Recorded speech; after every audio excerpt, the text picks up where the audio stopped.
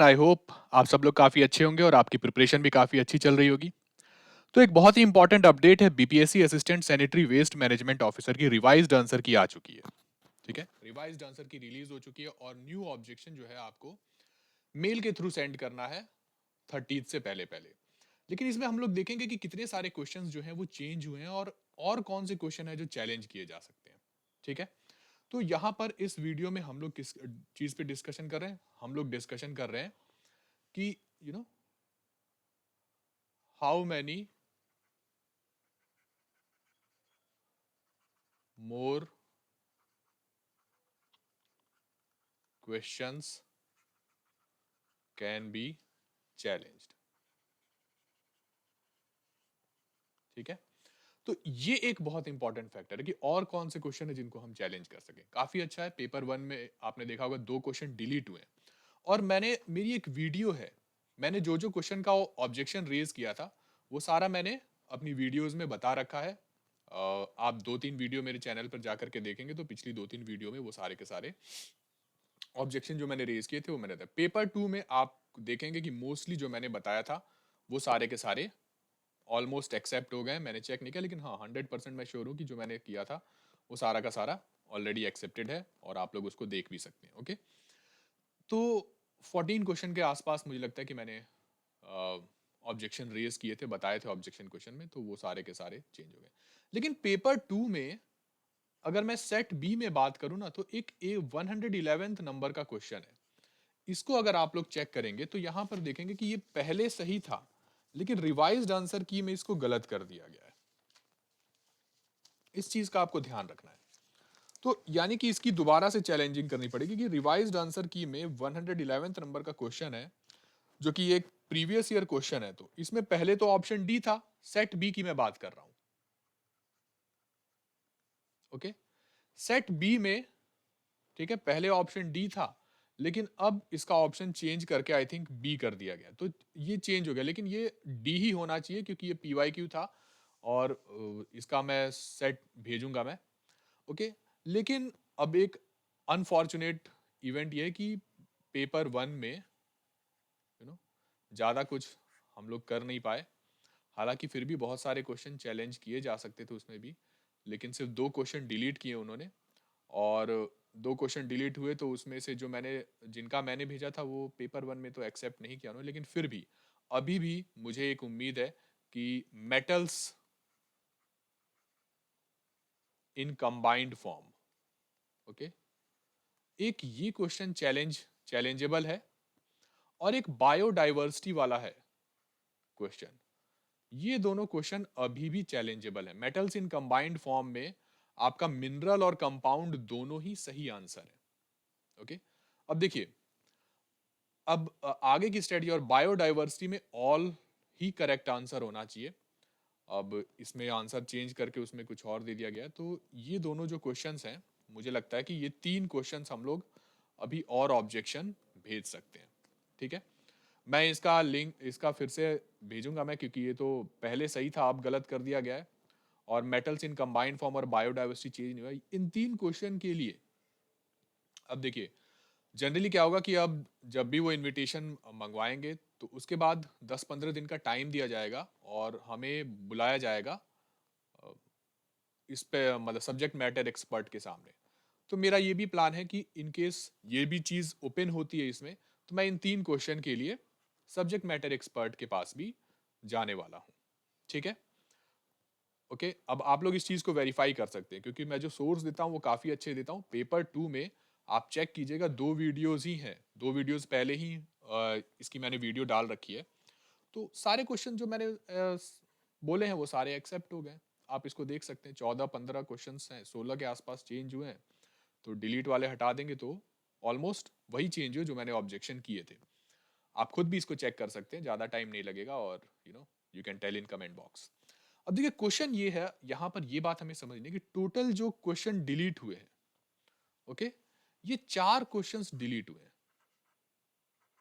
Main मुद्दे पर आते हैं हम अपने। Okay, 4 questions have been deleted.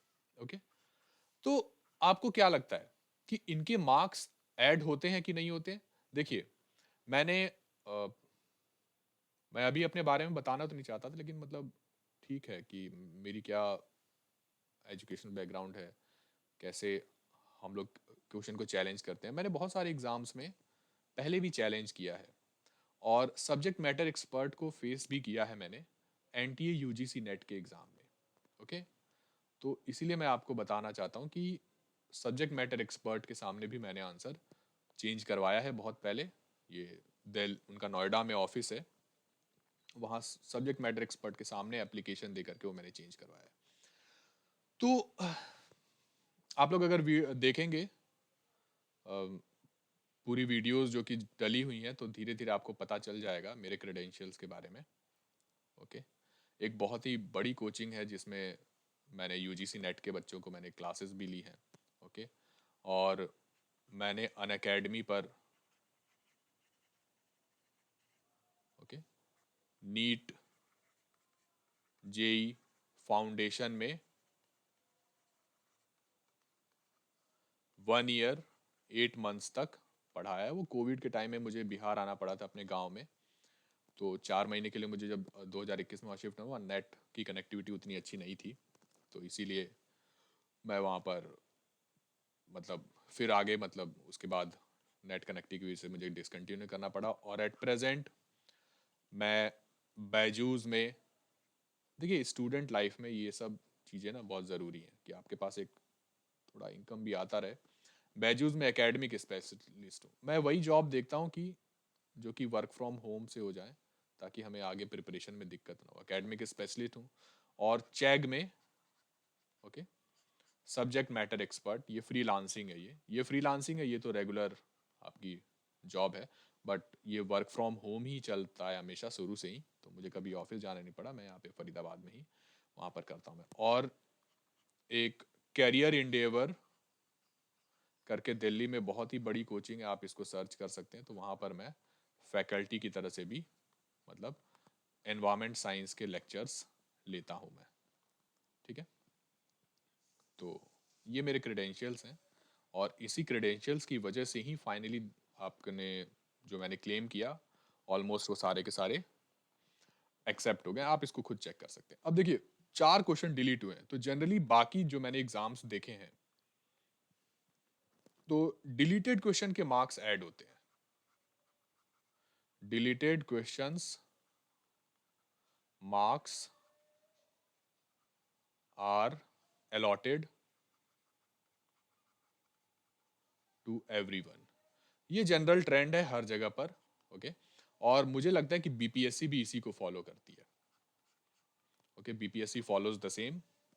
तो जो भी क्वेश्चन डिलीट हुए उसके मार्क्स सबको मिलेंगे। ठीक है, तो ये 4 क्वेश्चन के मार्क्स सबको मिलेंगे, क्योंकि देखिए मेरिट हमेशा 200 में ही बनेगी। ओके, क्योंकि ये रूल है और ये अनेक्शर में है। जब भी कोई एग्जाम बनता है तो उसका एक अनेक्शर बनता है कि कितने में मेरिट बना जाएगा, तो वहाँ पे ऑलरेडी डिसाइडेड है कि आउट ऑफ 200 मार्क्स ही बनाना है आपको मेरिट। तो आउट ऑफ 200 जो क्वेश्चन डिलीट होते हैं जनरली हमेशा उसके मार्क्स सबको सभी कैंडिडेट्स को प्रोवाइड कर दिए जाते हैं। ओके, और अब बात रही कि अब कट ऑफ क्या है कि नहीं। तो ये देखिए अभी भी मैं बताता हूं, अनरिजर्व्ड मेल में ओके 160 टू 165 ही रहेगा क्वेश्चंस आउट ऑफ 250, यानी कि इसमें इंक्लूड किया जा रहा है, इंक्लूडिंग डिलीटेड क्वेश्चंस। तो अपने अपने मार्क्स आप लोग इस हिसाब से लगा लीजिए। ठीक है, देखिए मेरा प्रेडिक्शन ये है, इससे 165 क्रॉस नहीं करेगा, उससे कम ही जाएगा हमेशा। 160 से भी कम होने के चांसेस हैं। ठीक है, 160 मतलब 64%। हाँ, तो कट ऑफ 62%, 64% इतना रहना चाहिए, क्योंकि देखिए बच्चे स्टूडेंट्स अभी इसमें रिजेक्शन लिस्ट नहीं निकली है। एक बात मैं आपको बताता हूँ कि जब मैंने अपने एग्जाम में चेक किया था ना, तो वहां पर इसकी रिजेक्शन लिस्ट अभी नहीं आई है। और आप ये मान के चलिए कि 10 to 15% स्टूडेंट्स तो ऐसे हैं जो कि जिनके पास सब्सिडरी में थी, बायोटेक्नोलॉजी की जगह पे बायोकेमिस्ट्री की डिग्री थी। मेरे बैच में मैं जहाँ पर एग्जाम देने गया था वहाँ पर एक बायोकेमिस्ट्री का बच्चा आया था। तो अब उसको कुछ बोला नहीं मैंने, और ना ही मतलब, क्योंकि देखिए किसी की भी इमोशंस होते हैं, जुड़े होते हैं। तो फिजिक्स ऑनर्स के भी बाद में मुझे कमेंट सेक्शन में पता चला कि बहुत बच्चों ने भरा, और फिजिक्स वालों का एग्जाम वाकई काफ़ी अच्छा गया है, क्योंकि साइंस में फिजिक्स के क्वेश्चन ज़्यादा थे, जो कि मैं एक्सपेक्ट कर रहा था बायोलॉजी से ज़्यादा होने चाहिए थे, लेकिन बायो के क्वेश्चन नहीं थे, फिजिक्स के क्वेश्चन ज़्यादा थे और अच्छे खासे एप्लीकेशन बेस्ड थे। तो फिजिक्स वाले बच्चों ने अच्छा भी परफॉर्म किया है, जिनका बीएससी ऑनर्स फिजिक्स है और उनके सब्सी में 1 साल 2 साल के लिए सब्जेक्ट केमिस्ट्री का है। तो ऐसे बच्चे भी बहुत हैं। तो 10 से 15% बच्चे तो, और वो रैंडमली डिस्ट्रीब्यूटेड होंगे, ऐसा नहीं कि उन्होंने मेहनत की, उन्होंने भी फॉर्म भरने के बाद काफ़ी मेहनत की होगी।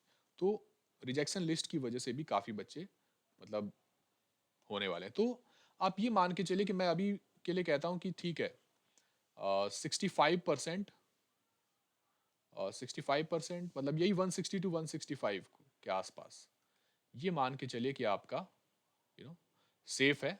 इसमें है तो आप उम्मीद कर सकते हैं, इसके ऊपर है तो आप लोग लड्डू पेड़ा बुनिया जलेबी बंटवाइए। और देखिए जब, ठीक है, घरों में उम्मीद करता हूँ जिन बच्चों का इससे ज़्यादा हो उनका सबका सिलेक्शन हो जाए। ओके, चलिए तो फिर हम लोग देखते हैं कि कब हमें बुलाया जाता है सब्जेक्ट मैटर एक्सपर्ट के सामने। तो जो मैंने 3 क्वेश्चन रखे हैं उसका उनको मैं सही रेफरेंस के साथ उनको चैलेंज भी करूँगा। तो घबराना नहीं है कि अभी 3 क्वेश्चन तो और मिनिमम चेंज हो सकते हैं। ठीक है, चलिए, सो धन्यवाद। और आपके मार्क्स जोड़ने के बाद कमेंट सेक्शन में मेरे को बता दीजिए कि कितने कितने बन रहे हैं, उसे एक रफ आइडिया हो जाए कि ये गलत है कि सही है। ठीक है, उसका भी एक आइडिया हमें मिल जाएगा। ओके, चलिए, so that's all, thank you and have a nice day.